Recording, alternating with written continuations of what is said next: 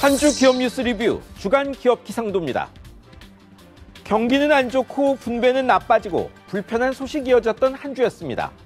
좋은 기업이라면 이럴 때일수록 정신 차리고 난관뚫을 지혜 모아야 할 때인데요. 지난주 기업들의 어떤 일이 있었는지 차례로 살펴보시죠. 첫 맑은 기업, 전자상거래 기업 쿠팡입니다.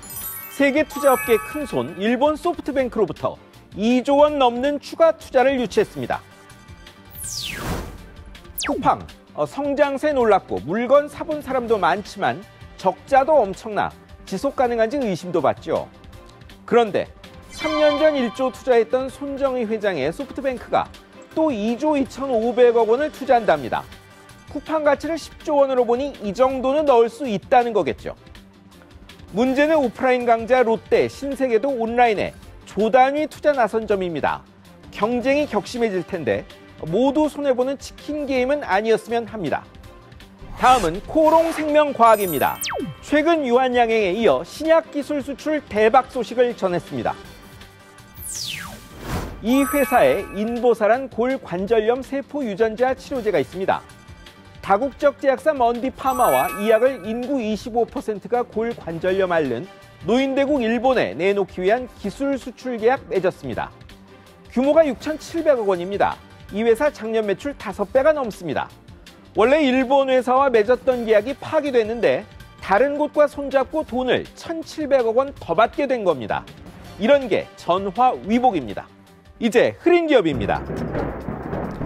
먼저 한진칼입니다. 지배구조 개선 전문 토종사모펀드가 단숨에 9% 지분 가진 2대 주주로 떠올라 회장 일가가 불편해졌습니다.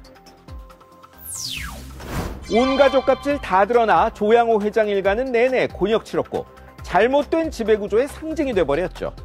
그런데 KCGR이라는 곳이 운영하는 펀드가 9% 지분 샀다고 공시했습니다. 회사는 지배구조 개선 전문, 산 목적은 경영 참여입니다. 경영권 장악 의도 아니라지만 갑질과 일감 몰아주기 내버려 두진 않겠죠. 그러면 황제 경영은 어려울 겁니다. 하지만 회사 투명해져 주식 가치는 더 늘 수 있습니다. 좋은 약은 입에 쓴 법이죠. 다음은 현대 기아차입니다. 미국서 품질 논란 한 곰이 넘기나 했더니 이번엔 미국 검찰이 움직인다는 소식입니다. 엔진 결함 문제로 미국 검찰이 수사 중이라는 소식 전해졌습니다. 3년 전 엔진 진동, 시동 꺼짐 때문에 170만 대 리콜한 게 적법한지 살펴본답니다. 앞서 미국 상원이 두 회사 차량 화재에 대한 소비자단체의 문제 제기와 관련해 열기로 했던 청문회가 연기돼 좀 풀리는 줄 알았는데 더 큰 부담이 온 겁니다. 현대는 아직 확인 안 된다는데요. 판매 부진, 노사관계에 이어 미국 악재까지 정의선 부회장의 위기관리 능력이 큰 시험대에 올랐습니다. 이번엔 BBQ 보시죠. 반복되는 CEO 사임과 기습 가격 인상으로 여론의 비판이 집중됐습니다. 작년엔 가격 인상 논란 속에 취임 3주 된 대표가 물러나더니 이번엔 9달 된 대표가 물러났습니다. 그간 BBQ는 가맹점 상대 갑질로 당국 제재받았고 K-팝 콘서트에 출연자 관련한 낚시성 마케팅 논란도 있었습니다.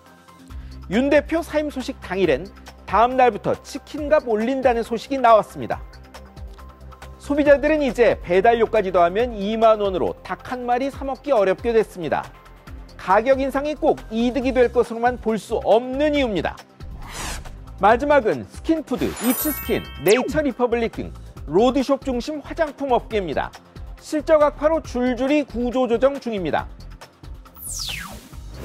이렇게 가게 많아도 되나 싶을 정도로 서울 핵심부에만 점포가 몇 개씩이던 곳들입니다. 그런데 사드 문제로 유커주로 타격받더니 줄줄이 적자 내고 여전히 상황 안 좋습니다. 스킨푸드는 회생 신청, 이츠스킨, 네이처리퍼블릭은 점포 축소 들어갔습니다.